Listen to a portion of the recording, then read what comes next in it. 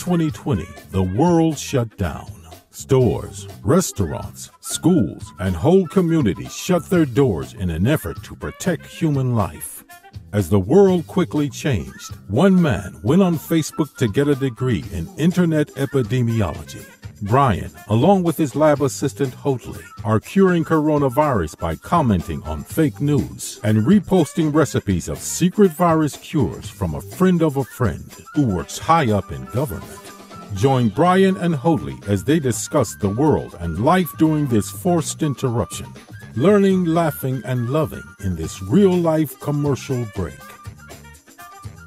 On this episode of The Commercial Break, I can't delete it because I'm like, remember the hope? Do you remember when we had some hope? Yes, like 2020. Happy New Year, roaring 20s. It's gonna be great.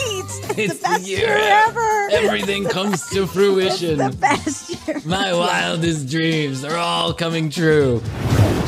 I don't want to. The show was so big and such a success that I know I'm going to have success on the other end of this. I'm catapulting. Yeah. I'm going to ride this wave right into huge success. What he rode this wave into was an Uber driver. That's what the guy does now. Is he's an Uber fucking driver. I didn't want to hurt the grass. I was like, it wasn't about hurting the grass. It's that I knew that the grass had to be broken in order to regrow. the next episode of The Commercial Break starts now. I'm going to be doing announcement. I'm going to be doing our show from my Commercial Break podcast official mask. If you can see that out in YouTube land. You see that? Do you like that? I love it. I love it how it's stitched on there. Absolutely love it. It looks good. It's super quality. I know. I actually had someone ask me, what is that? But I work with them, so I told them that that I didn't know that I got it for free somewhere. From my own podcast. They were I don't know. What does it say? I'm not even really sure. I picked it up, at one of those free mask places. And he was like, wow, they give away masks like that for free? Oh, yeah, the free mask place. Where's that? Gas station, I think. I think they're giving these, they're giving these away. I'm sorry, I've been lying to you. I picked it up off the ground at the gas station. That's what I did. So there's my... That's super sanitary. Oh, man, I'm telling you what. I'd like a fucking...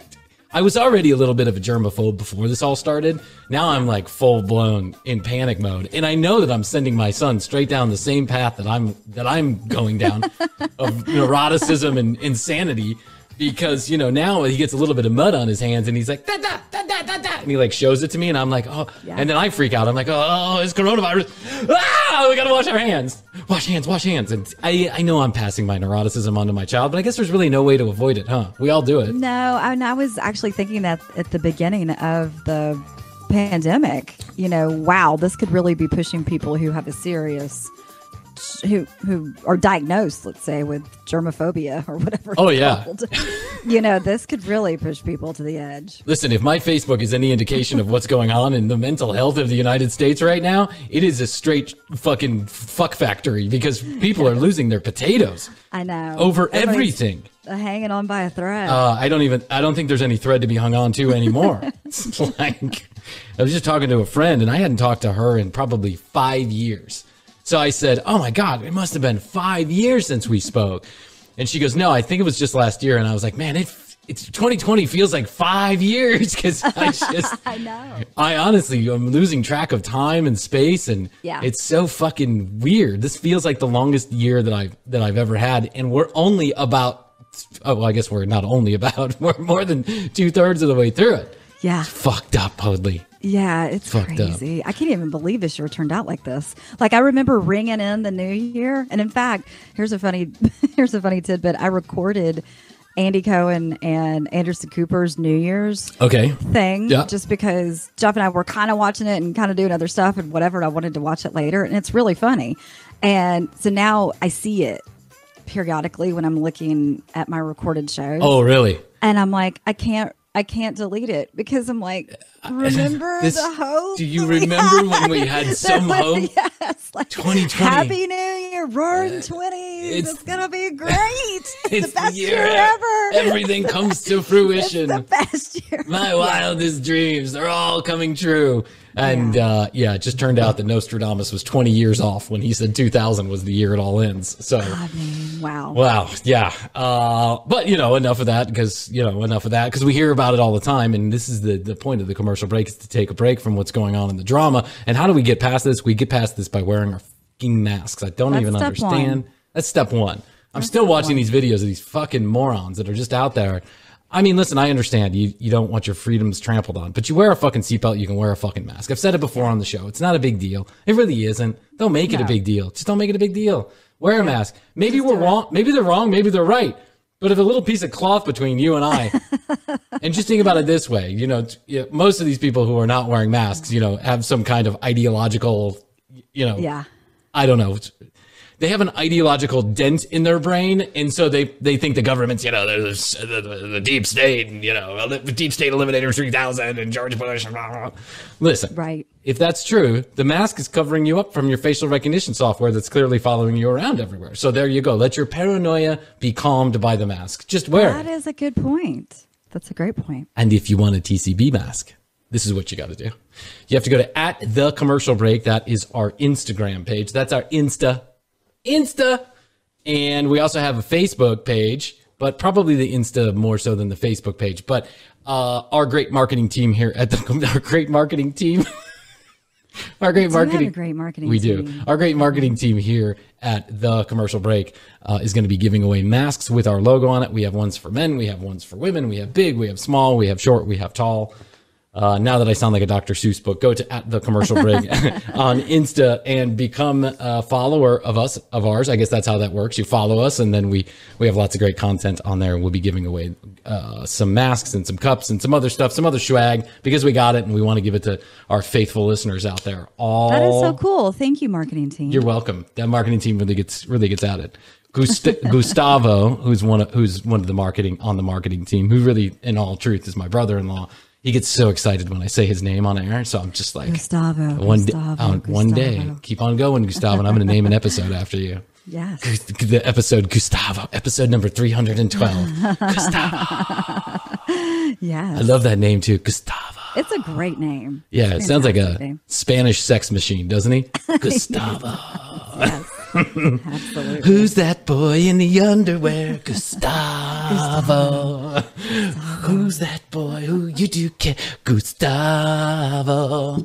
Feels like a spy, international man of mystery. So go to @the commercial break on Insta and join. And then you go to tcbpodcast.com, which is where you can become a member of the break room. Let me explain a little change up in the 7th inning, if you don't mind, Chrissy. Here's what's going to happen. I've decided it's entirely too much responsibility on my shoulders for me to actually put out a newsletter every month. And given the response of the newsletter, we only have 3 people at the commercial break. 2 of them did not open the newsletter. I've decided that no one gives a shit about a newsletter. What I decided is, or what we've collectively decided is that it's probably better if we just give like extra content away every week instead of every month, because let's just be honest about it. A month goes by, you fucking forget about it. So what we're going to do is Christy and I are going to do an after show every single episode. We're going to do an after show. You can get that after show by going to tcbpodcast.com, join the break room, and then you get a link to that after show every week, as well as the link to the YouTube video and after show if you're a member of the break room. And big announcement, next week, episode 26, because I think we're on 25 now. I can't even remember. On episode next week, episode number next week, we are going to be rolling out YouTube for everybody. So there you go. So if you want extra content, if you feel like you just want to be a part of a club that's elusive and exclusive, join us at the break room, www.tcbpodcast.com. Gustavo. Oh, Gustavo, I love you so much. Hi, Gustavo. It's me, Henry from Podcast Universe. Henry. I just like saying your name. Hello, Gustavo. Gustavo. Hi, Hoadley. How are you? I'm doing well. I know you are. I've been checking things out around the house just to make sure everything's okay. I want to make sure our band rad is progressing nicely. I want to make sure that I want to make sure that, well, let me put it this way. I want to make sure that everyone is safe and sound at your home. So I've installed a few electronic devices just to make sure everything's okay. How can the banner ad work if you're not even alive? That's basically my point. And so if you see a few beeping things, like maybe a red spot, a blinking light or something like that, don't worry. This is simply a device to make sure you're okay. I call it the podcast tracker universe. Don't be alarmed. It's just me, your friendly podcast helper, Henry Fonda. That's good to know, Henry. I like the sound of your voice sometimes. Ah. You say my name one more time. Henry. Gustavo. Gustavo. I'm going to make up a song for Gustavo. So, what is there to say? I want to get to something right away, right off the bat before I forget about it. My brother, Danny, he himself is, I think, becoming kind of a super fan of the show because he's always emailing me and texting me and telling me about the things I got right or wrong or what he liked or what he didn't like about the show. And last week, he got to me immediately to explain to me that the guy's name was Brian Dunkleman, was the second host of American Idol in season number 1. Oh, right. We were talking about that. And I thought his name was Ryan also, but it turns out it was Brian Dunkleman was the guy's name. Brian Dunkleman. Brian Dunkleman was, okay, so for those of you that don't know, and everybody knows, so I'm just rehashing the story for the one person that may not have ever seen American Idol. On season number 1 of American Idol, there were 2 hosts, Ryan Seacrest and Brian Dunkleman, and they worked as a pair, and one was like the straight man, that would have been Ryan. Well, you know what I'm saying. I mean, he's not necessarily a straight man, but he was kind of the dry guy. And then there was the comedian type, and that was Brian Dunkleman.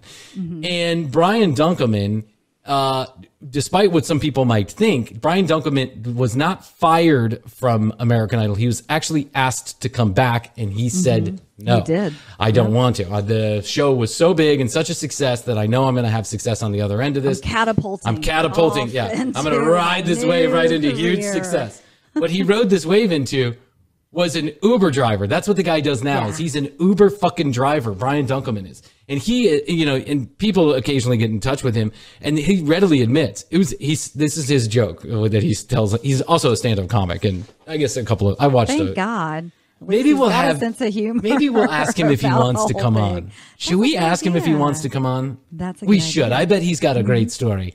So one of Dunkleman's jokes is, some people say I made the biggest mistake in television history by not signing on to American Idol season 2. I say, no, you're incorrect. I made the biggest mistake in history. And I'm like, oh, that's a good one. That's a good one. Hey, you got to have a sense of humor about it. I watched one of his sets, and he's got another joke I thought was also pretty funny. He's like, hey, my wife just had another kid. My wife just had a brand new baby, and everyone's like, oh, yeah. He's like, no. Settle down. It wasn't mine. So, hey, listen, the guy's, he knows how to poke fun at himself, and that's it. So, Danny, my brother, thank you for that information. Brian Dunkleman, now an Uber driver. That's the update on Brian Dunkleman. Ryan Seacrest, meanwhile, owns half of, the world, the liberal, the media world. We've had quite. He's at least making a ton of money. Let's just say that. That guy is making a shit ton of money. I mean, I can't. Yeah. When you're the executive producer of just one show like the Keeping Up with the Kardashians. Yeah, that's enough to just. When he brought that to E-Television, which E-Television has never been some powerhouse network. I don't know. I mean, I don't know. It's not, I don't watch. I say I'm not. I used to watch it all the time. What'd you watch? Like, what were you watching? There was they've always had the award show stuff, like the red carpet stuff. And then they've had, they had like Talk Soup. Talk Soup was good. That was good. Talk Soup was good. I'll give you that. Yeah, with Joe McHale. Joel McHale. And then the Kardashians, obviously. And, they were big in my life for a little while. It was a go-to network I could change it to. But then after a while, I definitely got away from it. So I haven't been back, really. The only thing that I ever really watched the network for, I watched Talk Soup. I like that. I thought that was good. Mm-hmm. And then I watched the Stern Show when they had the Stern Show, which I think really kind of propped them up there for a while. I think that was I mean, that show was running, like if it was after 9 o'clock at night on E, it was likely Stern was on reruns or something. So that's, since we didn't get Stern down here in Atlanta, that's how, we got to watch Howard Stern if you were a fan at the time. And I was. So, but the E network, but it's never been a huge powerhouse network, right? It's just kind of like a dinky little, network. When Ryan Seacrest, no matter who was in the executive office at the time, when Ryan Seacrest, the host from American fucking Idol, walks in the door and he's like, I got a great idea. I'm going to sell you on, that girl? The girl who was in the sex tape with Ray J? People are like, who the fuck is Ray J? No, I don't remember. She's the daughter of the guy who advised O.J. Simpson in his trial. You remember that guy? And they're like, who the fuck are you talking about? The Kardashians? What is this? When he walks in the door and says, we're going to put the Kardashians on TV and it's going to be, everyone's going to love it. These executives must have been like, the fuck are you talking about, man? Why would we put some nobody, nothing, does nothing, has nothing person on TV and try and make it interesting? And what the fuck? It just took the world by storm then. And it's such a shit idea. I mean, when you think about it, we're just going to follow the Kardashians around? Who fucking cares? But I guess a lot of people care. A lot of people did. Not me. I'm not one. I just want to raise my hand and say that. I do not watch those kind of television shows. I do not turn on. You're a Lifetime. Lifetime is a network for educated men and women in the 21st century, Chrissy. I just want you to know that they've got lots of great, solid family programming that I like around the house. I'm embarrassed. Okay, I'm embarrassed. I'm a little bit embarrassed. We had a very exciting week here at the Green household. Ooh, my in-laws came in town. My in-laws live in Spain. Let's put it that way. And you can't go from Spain to America or from America to Spain right now because the borders are closed because of coronavirus. Yes. Thank you.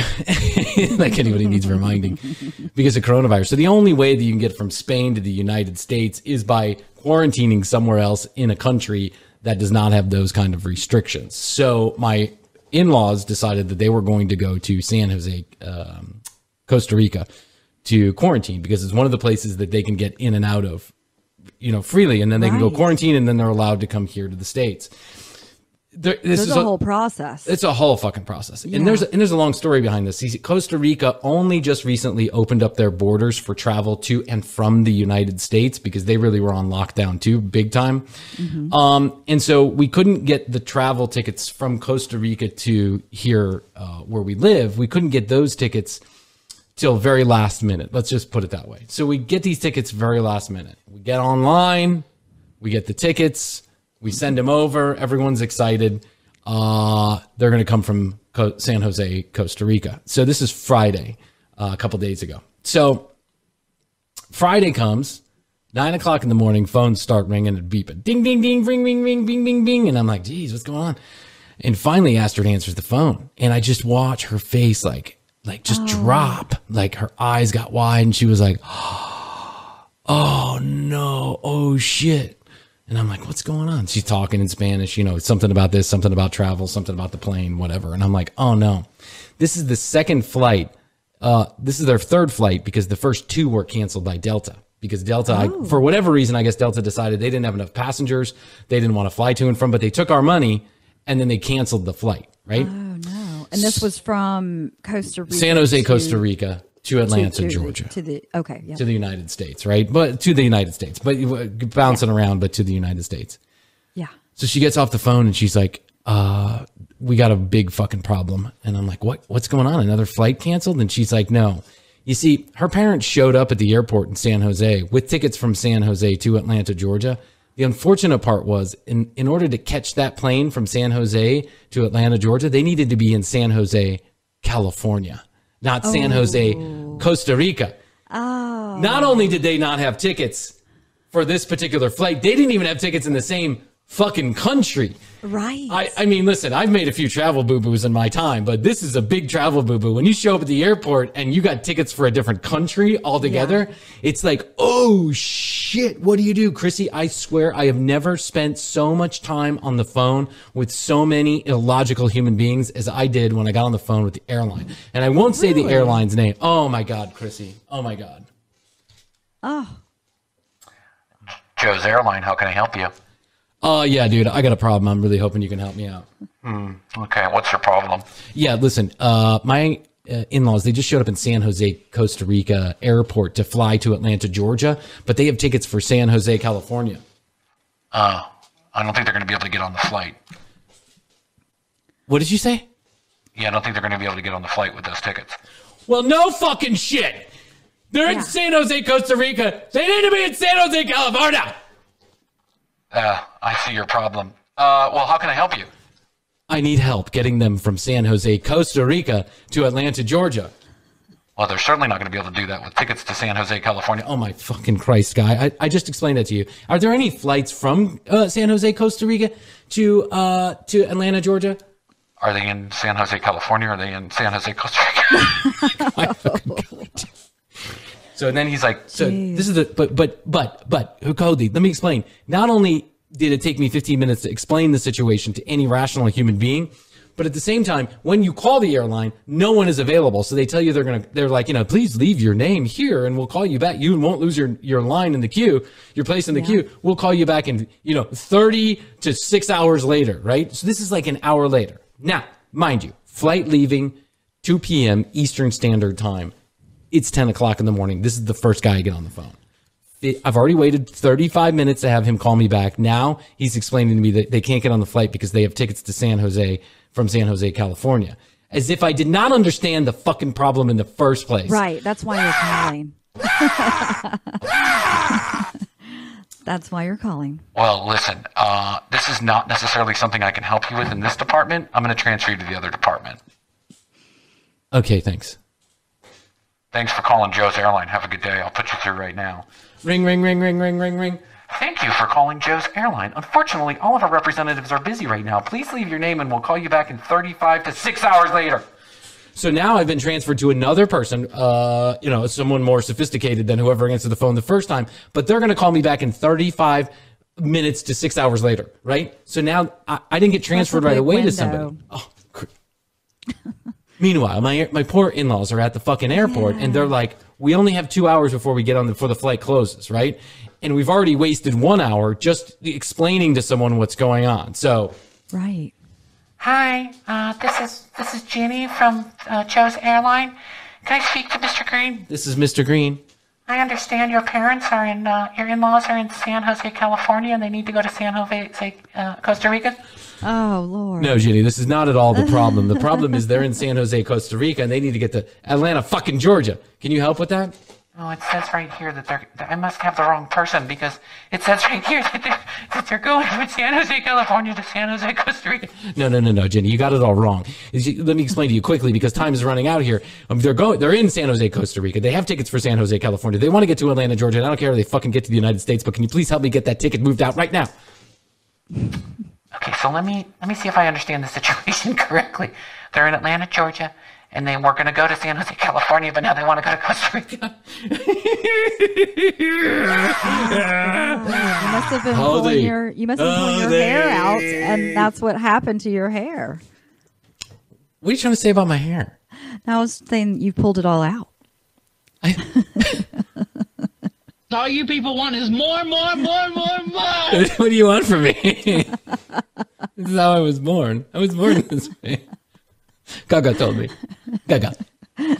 My son has now decided that he likes the movie Sing, which he calls Ish. Do you know the movie Sing with the character? Yes. Oh my gosh, Luca. Yeah, my nephew loved that one. Cute movie. Oh, but so cute. Now we've moved on from tots to sing, but he can't say sing, so he says Ish, Ish. So he runs around. He's like Ish, Ish, Ish, Ish. And now he only wants to listen to the music. He doesn't want to watch the actual movie. I mean, sometimes he wants to watch the movie, but he wants to listen to it on Spotify, right? So I give him the iPad and I have a lock on it so he can just do the Spotify. And for a while there, he liked the song, the Gaga song, you know, whatever it is, you know, man, we have a nasty romance, whatever the fuck the song is, right? Yes. But so at the beginning, they're like, la, la, ga, ga, ga, oh, na, na, na, na. And so my son is running around like, ga, ga, ga, ga, ga, ga, ga, ga, ga, da, da, da, da, ga, ga, ga. And I'm like, oh, you're so sweet. Cute. So Joe's Airline. Okay, back to Joe's. I had to calm myself down there for a second before I had an aneurysm. I don't know. We took it. Why did we just talk about because I said this is things? because you made a mention of my hair. This is like your hair's fantastic. Your hair's always been the same since I've known you now for 13 years. It's always been not there since I met you. I think it's I think it's running away towards the top of my head. No, not. You think it's been the same? It's the same. Yeah. It's been the exact same, and I love it. Thank you. And I love yours. You have such a big, beautiful mane of hair. I wish I, for just one day, could have something like that and just like go like this. But since my hair is just going to look like a frizzy mop on top of my head, I've decided to just ignore it all. I wish for one day I could shave my head. That would just be much easier. Tell you what, you shave your head, give me that mop of hair of yours. I'm going to throw it on my head, and for a couple months, we'll just, we'll play podcast switchies. I love it. Yeah. Switcheroosies. No givesy backsies. So Joe's Airline. It takes 3 hours and 59 minutes of the 4 hours that we have in order to get them on this flight. Like they had to call the control hub and the hub, and really? I'm sure they were talking to the CEO at one point. I'm not even sure what was going on. All this to just get my in-laws switched on a flight, from the wrong fucking country. I understand, but right. So, okay. So then now there's a situation where there's a credit in the mix, right? So there's a credit and how we apply that credit and where we're going to use that credit and all this other stuff. And she says, listen, finally there's a supervisor on the phone that has like a lick of common sense, right? And she says, listen, if I try and use this credit right now, I could fuck up this itinerary. And when your parents get to that gate, could be a whole nightmare. So I don't want to touch the itinerary. So here's the deal. I'm going to give you the $99 per ticket in credit. I'm just going to email it to you after they finish this leg of the trip. And I said, okay, sounds great. Just as long as they can get on whatever we need to do to get them on the flight. Yes. We wake up this morning and now my parents, my in-laws have been here for a couple days. We wake up this morning and the airline has credited us back every dime that we spent on the original ticket. So I don't think this was something they did because they liked me, because I was quite the fucking cocksucker on the phone. And I don't usually get riled up with customer service agents because I was one and I know how it goes, right? Yeah. But I am now in a real moral dilemma here about what I do. I mean, and we're not talking about a small amount of money. We're talking about a chunk of change that everyone could use during the pandemic. Yeah. But now I'm like, what do I do in this situation? They caused me a lot of headache, but it wasn't their fault. It was my fault. I made the tickets for San Jose, California, not San Jose, Costa Rica. So I'm in a moral dilemma. Do I return this chunk of money, right? We're also not talking about tens of thousands of dollars, right? It's certainly not going to hurt the airline if I keep the credit. But I'm wondering it's like $100 or something like that. Yeah. Like, maybe $1,000, right? Maybe we're talking about $1,000. Right. So now I've got this moral dilemma about what I do with the credit that was given to me, I think erroneously, for this flight. What do you think I should do? Oh, what would you do? That's tough because you really kind of want to just roll with it, but I might call and say, "Hey, this happened. What do you think, ticket agent person?" What if I call and I leave them a message? Call and leave them a message saying you'll call them either in 30 minutes to 6 hours. That's correct. Yes. What if I just call and I go through that little, if you'd like a callback, press 1. If you'd like to leave a message for an agent, press 2. What if I just leave a message saying the following shoot thing? An email. Yeah. Hey, my name is Brian, and you gave me a credit back that I wasn't supposed to get. So give me a call back. You've got my phone number. Thanks. Bye. And I think I've made my effort. Right? I mean, no one could fault me. Exactly. In good faith, I called back and I explained the situation to them. Yeah. Because I did it. Let me repeat what I said. Hey, it's Brian. I think you gave me a credit back that I wasn't supposed to get. So call me back. You know my number. Bye. I explained the situation, but without wasting their time. I was trying to get to the point as quickly as possible. They have my phone number. Everyone's got caller ID, right? They've got my name, Brian. Yeah, they've got it in the system. I mean, how many Brians can there be in the major airline system? Okay, all right. Now I understand. I should probably. Hey, it's Brian spelled with a Y. You gave me a credit back by mistake. You got my phone number. Call me back. Bye. I might shoot him an email. Go that route first. Because here's the thing, too, I'm thinking is that if you take the credit and run, and then later on you think you have a credit, and then you try to use the credit and something happens. Yeah. I got you. There's that back end thing. So, yeah. Yeah, so either, I mean, listen, I guess it is possible that someone just said, these poor guys, they had to go through this, and they spent a long time on the phone with us and all this other stuff. You were on the phone with the supervisor. I was on the phone with the supervisor, but I mean, she, at the end of the call, she explained how much I was going to get back, and she explained the reasoning why. And, you know, I don't know. I'm having a little bit of a moral dilemma, as I always do in these type of situations. It's like when the cashier gives you an extra 20 back, right? It's like, oh, but I usually err on the side of good judgment and just say, okay, here's the $20 back, because you know what? I don't want to be a fucking, you know, nudnik that took $20. And then at the end of her shift, she's going to get in trouble, or someone's going to come down on her, or whatever it is. Sure. I don't think anybody's going to miss the $922 in airline credit, but you never know. It could be a big deal to them. And maybe the supervisor gets in trouble. So I am going to make my best effort. I am going to email them. Joe@joesairlines.com. I hope I'm spelling that right. At computer.com. That's right. What was it? Shithead at computer. Shithead Juarez at computers.com. We still get one of those every once in a while. It's just such a I don't know. It's such. I like it that somebody cares enough to do it. I figure the best part of waking up is going back to bed. That is when you have the best dreams. That is for sure. When you wake up and then you go back to sleep. Yes. Wow. Yes. Yeah. Or Jeff when you're talked about that recently. When you're just about to fall asleep, when your eyes are like a flutter, and you have that. It's almost like you're not even asleep for a second, but you had a full dream. Right. And I feel like sometimes I have really good ideas in that 1 second, but I can never catch it. It was like I felt good about. Let me give you an example. I was with my son, so I'm putting my son to bed right now because my wife's got another handful in the other room. Yes. So I go into his room, and then we sing a song, or we put on the music, and then we read a book, and then we go to bed. And 9 times out of 10, I end up falling asleep there for like 15, 20 minutes because I'm kind of tired from the day, and it's like everyone's calmed down and whatever. Sure.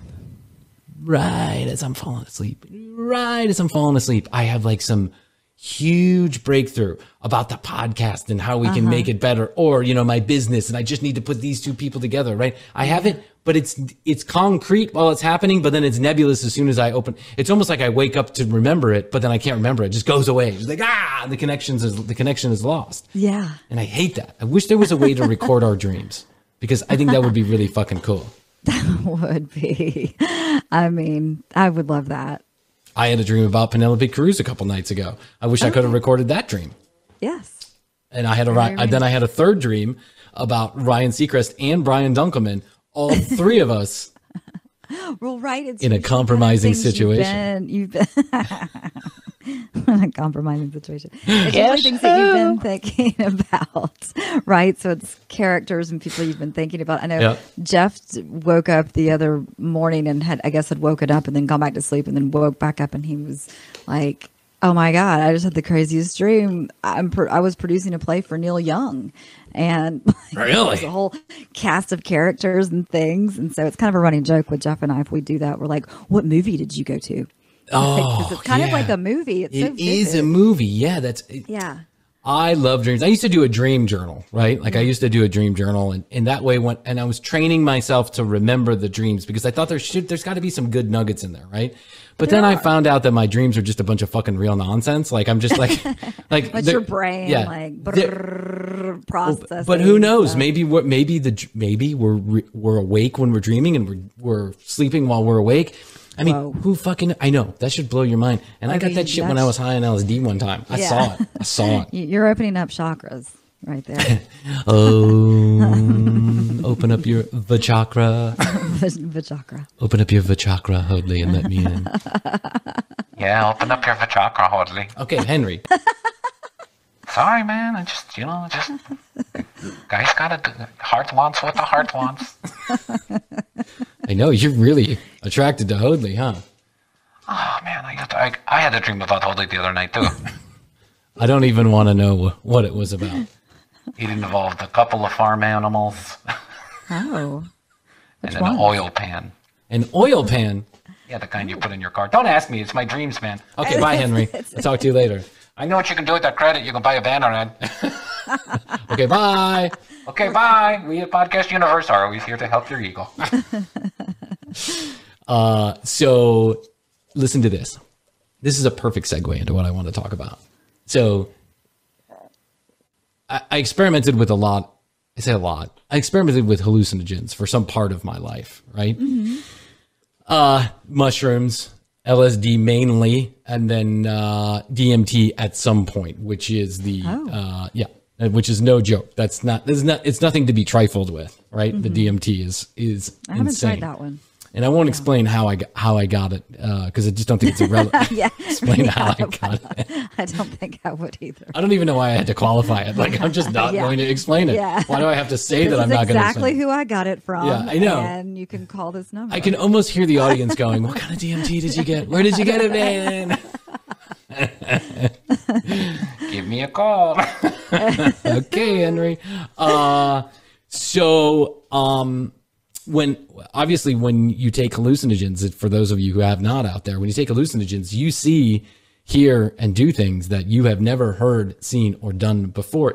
It attaches. Some people say, some scientists believe that it starts to connect the neurons and the electrical impulses in your brain, the same ones that are there when you're sleeping and when you're dreaming. It connects them while you're awake because those neural passages close when you're awake, allowing you to function and allowing time and space, the conceptual time and space and all this to be processed in your mind, because that's how you function as a human being. Right. If you didn't have the concept of time and space in your head, you would be fucked living in the world we live in, because we live in a past, present, future world, right? But when you take some hallucinogens, some types of hallucinogens, mainly LSD and DMT, though mushrooms does have a similar effect sometimes, it breaks down those walls. So now the whole world is kind of coming at you in a weirder way. You don't have depending on how high you are, you don't have a concept of space or time, or it can start to bleed together. And so you get some really funky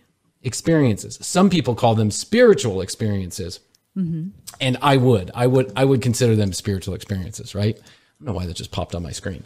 I would call them, I would call it a spiritual experience, no doubt, in some cases. In other cases, I just ended up running around my front yard in my underwear, and things didn't end up so great for me.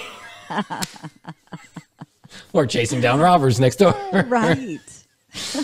One time I swear to God, Hoadley, one time I ended up mowing my lawn in my underwear, high on LSD, when I was like 16 years old and my dad was out of town. And it was like 6:45, 7 in the morning, when no one wants to hear your fucking lawnmower and it's a quiet neighborhood. It's not like we lived on a busy street. We lived in a cul-de-sac a mile away from any street, right? And so I was out there, and I had put my speaker outside the window of the house and I was blaring the music and I was mowing the lawn, and I was like apologizing to the grass for killing it. I was like, I'm sorry, dude.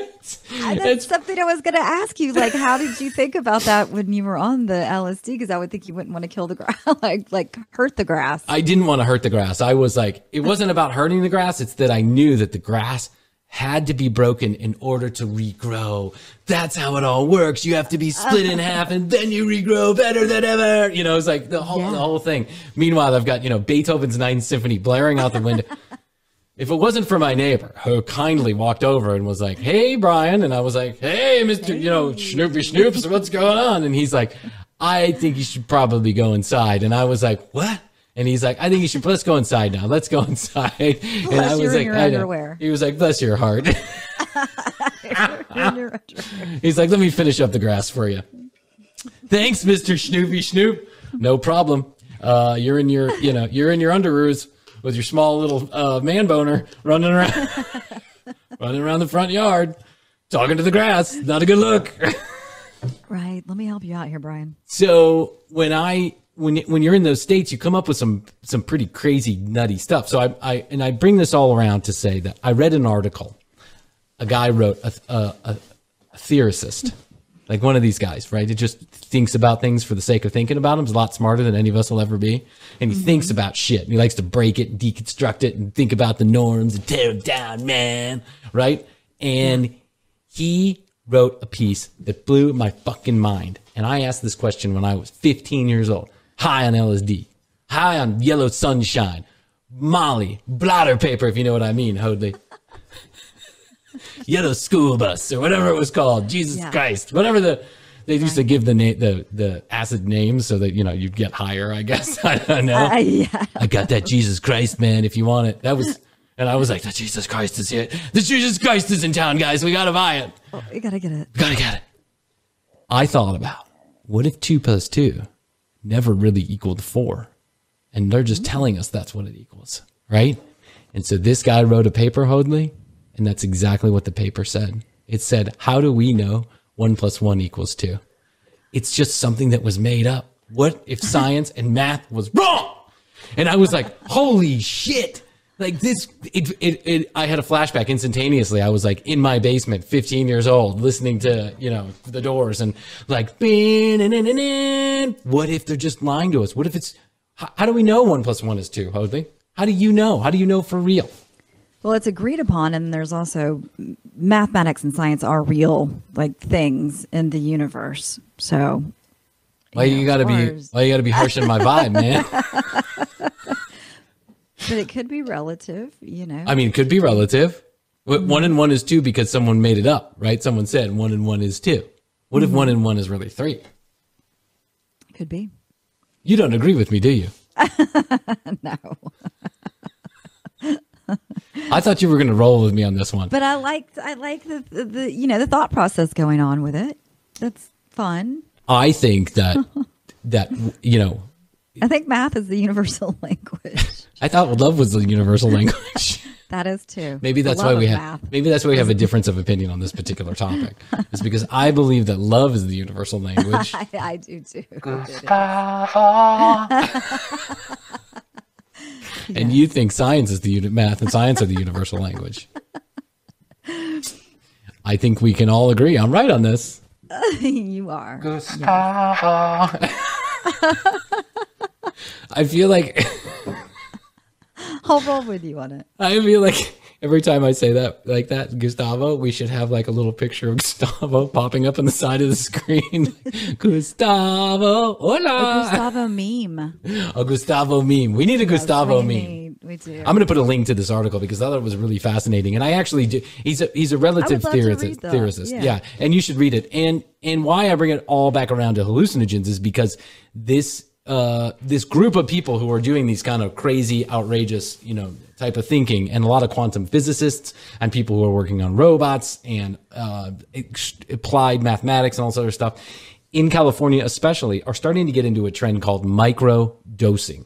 Mm-hmm. Yes. Microdosing is basically when you take a smaller amount of a hallucinogen like LSD, because it does break down those walls and allows you to think in a different way, to solve problems, to come up with new solutions, to think about things in not relatively, but unrelatively, right? Like in a completely different angle. And I completely am behind this. Like, I think this is an incredible use of drugs and intelligence. Time. Yeah. I wish we could find a reason to take a lot of different stuff. Like, I mean, I wish yeah. And we used to give our pilots speed. We used to, now we're curing depression with ecstasy. And now we've got our scientists are all taking, not all of them, but some of them are taking LSD to think about things and get them outside of the box. And this concept I understand personally, because as one of the great thinkers of our time, I also... I mean, we can all agree on that. We can. Okay, we can agree on love and science. That's a universal. But what we can agree is that Brian Greene is one of the greatest thinkers of his generation. Yes. I didn't say which generation, but I said a generation. I am the That's greatest agreed upon. thinker of the year 2025 BC. Ugh. But I like this out of the box thinking that people are doing and bringing this narrative that is so familiar to me, because when I was just experimenting with it as a young man, I saw how much that could open up your mind. And I always used to think to myself, like, wow, these straight-laced motherfuckers just don't know. They're not getting it. They're not part of it. They don't get, they don't get how it can change your mind and things are different. I love everybody. And, I forgot to go to work today, but that's okay because, right. Doesn't really matter. All the trees are breathing with me. Right. And, Oliver Stone, I'm reading his autobiography right now. Oh my God, that guy's probably got some fucking stories. He dosed his dad with the LSD without his dad knowing. He dosed his dad without his dad knowing? He dosed his dad without his dad knowing, and his dad figured it out, like kind of partial through the trip, and was like, I'm just going to muscle through this and drink a bunch of whiskey.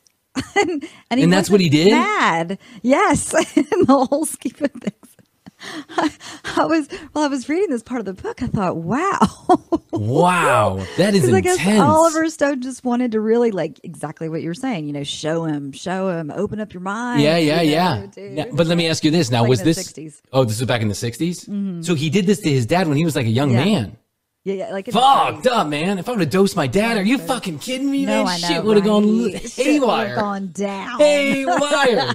I know. I would have been so scared. I would have been sent away to a home of some sort. I didn't never dose my dad, and I was almost sent away to a home. I was sent away to a home. It wasn't my own. My dad said, go to another home. Whichever home you choose, go to it. He caught on that I was dosing myself and just said, you're going to a home. It's just not mine. I'll give you a ride wherever you want. Yeah. Yeah. My dad was in the kitchen the other night, and listen, I tell this story. I love my father. We have a great relationship now. Everything's great. So, but I tell this story that, I've been telling this story for years in kind of a joking way that, my dad kicked me out of the house a couple different times, right? But he kicked me out of the house once. He took me to a Wendy's. He bought me a burger. He sat me down and he's like, I'm sorry, you can't come back to the house. And I'm like, what? And he's like, I'm sorry. Wendy's? Yeah. Couldn't you have gone to like Hal's Steakhouse? Hal's Steakhouse. I was probably tripping on acid. Like a last meal. I was probably dosed myself. Even I was like my Cheshire cat eyes, like, woo. Right. Yeah. Do not Here's compute. A burger. Hey, Dad. Here's a burger. Don't come back. Open up your French fry chakra, Dad, and chill out, man. Can I have a baked potato with no bacon? No bacon. I don't want to slaughter no swine. So he says, sorry, but it's just not, things aren't working out. Right. Don't worry, it's me, it's not you. But you can't come back. And at the time, me as a young man, that was devastating news. But in all defense of my father, I was a straight out of Compton fuck up. I mean, I could not have been more of a shithead at that time if I tried. And so I've been telling the story that my dad kicked me out of the house and left me at a Wendy's, but at least he paid for the burger. And my dad, he got so angry with me in the kitchen. That's angry, but he like snapped back. He's like, son, I did not leave you at the Wendy's. I asked you if you wanted a ride home and you said no. You just walked out of the Wendy's. If you wanted to ride somewhere, it just wasn't where you wanted to go. And I said, you said no out of principle. Right? I know. I'm like, I don't need anything else from you. Yeah. You bought me the burger. That's it. That's all. Meanwhile, he said that I went to the payphone in the corner, called somebody, and he drove. Payphone. Yeah, payphone. That's how long ago this was. Mm. And he drove by and he was like, "You sure you don't want to ride?" No. I'm gonna leave with the clothes on my back and my dignity. Right. Can I have $1 for the bus, Dad? And for the payphone. Can you call me an Uber? Quarters. Oh my God, those were the days when you had to get it. So, to say all this, like I'm super encouraged that we're now getting to a point where we can kind of, think about these things a little bit differently. Like back in the day when I was experimenting with LSD, it was just, you were just being a royal fuck up. And there was no doubt about it. I'm not encouraging 16-year-olds to do LSD, but now the greatest minds of our time, including myself, are thinking about things differently. Yes. Oh my God, that's too funny. I love it. No, I'm on board with it too. I'm on board with the microdosing and the experimentation of just different ways. Hey, I mean, our brain, what do they say? There's something about we only use, 10% or something of our brain? Yeah.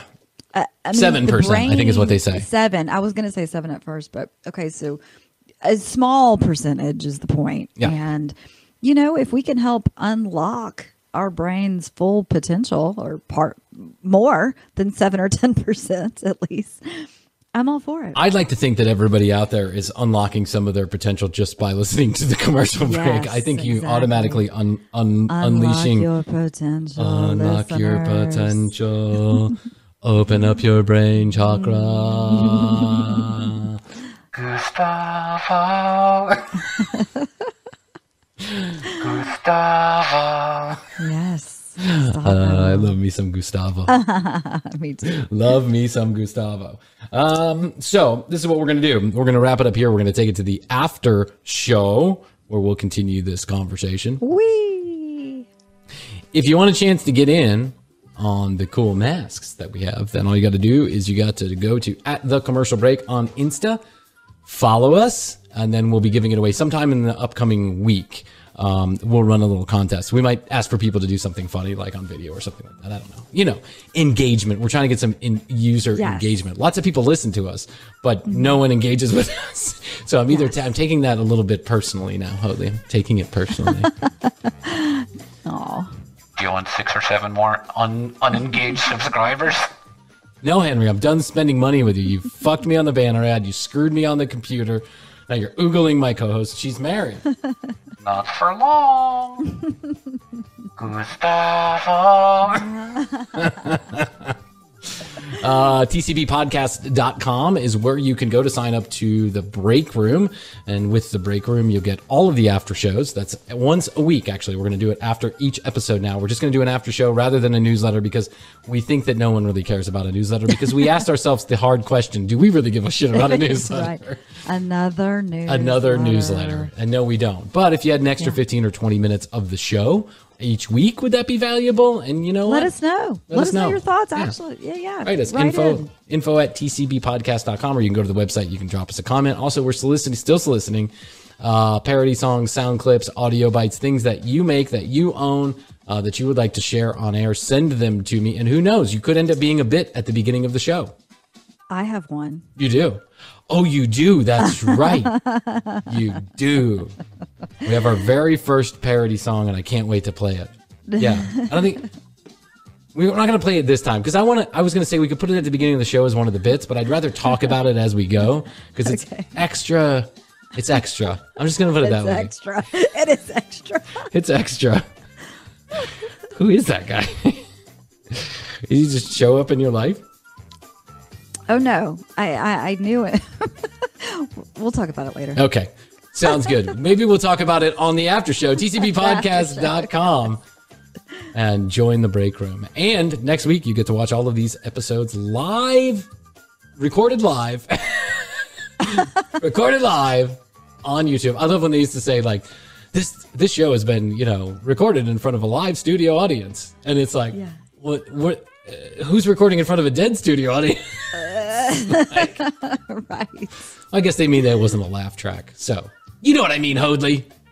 I know what you mean, Brian. Sorry. I've been microdosing. Okay, until next week, we'd like to thank you for listening to the commercial break from Chrissy Hoadley and Brian Green. To all of you out there, open up your vachakra. Open up your vachakras to us, and we will see you next week. Love you too. Bye. Bye.